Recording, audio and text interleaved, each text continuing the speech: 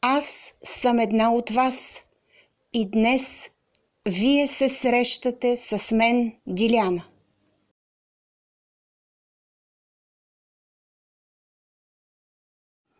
Здравейте, приятели! Аз съм Диляна и днес искам да ви разкажа за хората с способности, за така наречените зрящи, виждащи, отворили духовните си сетива или както народът още ги нарича в кавички пророците. Аз съм една от тях. Всички ние, хората с способности, всъщност сме съвсем обикновени хора.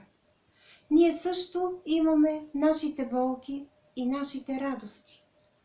И макар да виждаме неща, непонятни и странни за другите хора, ние имаме една единствена цел в този живот – да дадем, да помогнем, да направим добро.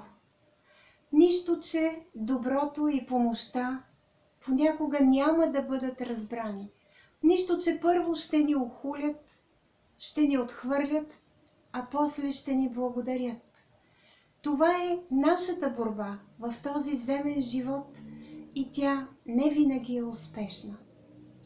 Това, че виждаме непонятни за другите хора неща, не ни прави по-велики, а ни прави по-отговорни, защото всеки от нас е слязал тук на земята с Божията дарба.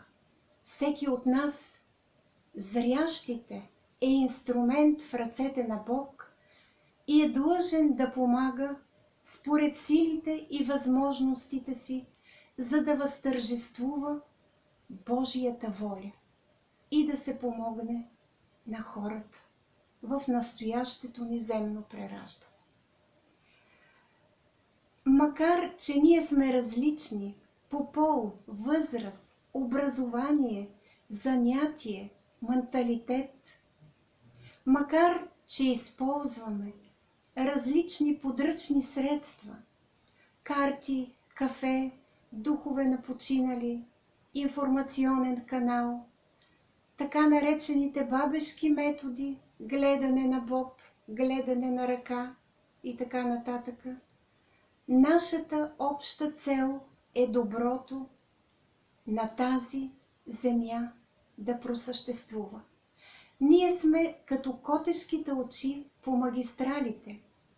Понякога човек тръгва и не вижда къде е неговия път, каква е неговата посока. И всъщност някой от нас, виждащите, му помага да намери верния път. Нашето ниво е различно.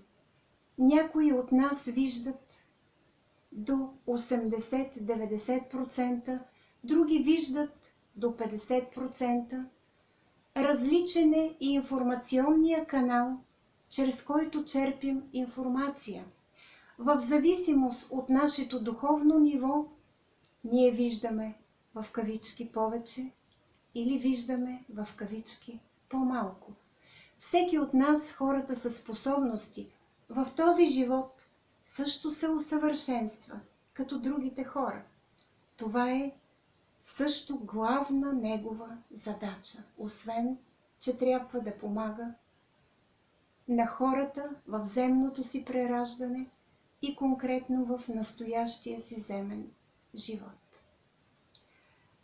Нашата обща цел като хора със способности е да пробудим душата в другите хора, за да може тя да се размърда в човешкото тяло, да се сети коя е, каква е, защо е дошла, каква е нейната мисия.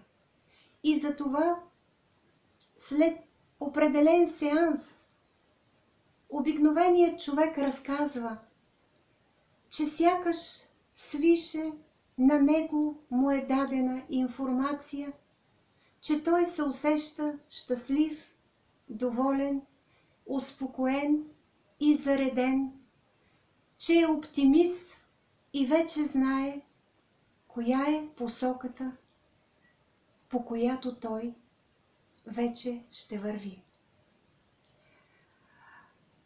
Ние говорихме в предишните видеа, че когато душата слиза от отвъдното, тя има план. И в този план има големи и малки рамки, които са заложени. Всеки от виждащите може да види в определен период от време какво ще се случи на дадения човек, което вероятно ще бъде неприятно или ще доведе до някакви големи проблеми, независимо дали материални или здравословни. На нас действително ни е дадена дарбата да виждаме. Но макар че виждаме нещата и ги казваме на хората, ние не можем да ги предотвратим, защото и ние сме обикновени хора като вас. Само Бог е онзи, който дава и който взема. Само Бог може да предотврати нещата или ако човек изпадне в някаква конкретна тежка ситуация, Бог е онзи, който може да му помогне. Какъв е смисълът в срещите с хората, които имат способности? Когато човек е на кръстопът, той има нужда да му се даде съвет, но ние нямаме право да даваме съвет. Ние разглеждаме нещата обективно. Ние сме длъжни да дадем няколко варианта, защото давайки един единствен вариант, човекът може да сбърка и вина за това имаме ние, хората със способности. Както виждате, отговорността е много голяма, защото ако ние помогнем в кавички човекът да сбърка, ние също понасяме санкции. Както всички обикновени хора, които са направили нещо лошо. Затова трябва да бъдем честни, коректни.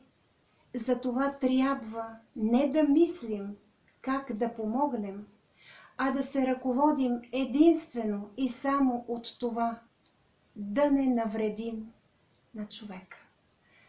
Както виждате, тежка е задачата, но когато правим нещата с любов, когато се отнасяме с разбиране към хората, ние винаги им помагаме те да се успокоят, да приемат даденото, което е било в плана на техния живот и да вървят по пътя си, падайки, ставайки и продължавайки в вярната посока. В някое от следващите видеа аз ще ви разкажа как се проявиха моите способности, с които съм родена. Благодаря ви, че днес бяхте с мен. До нови срещи с следващото видео.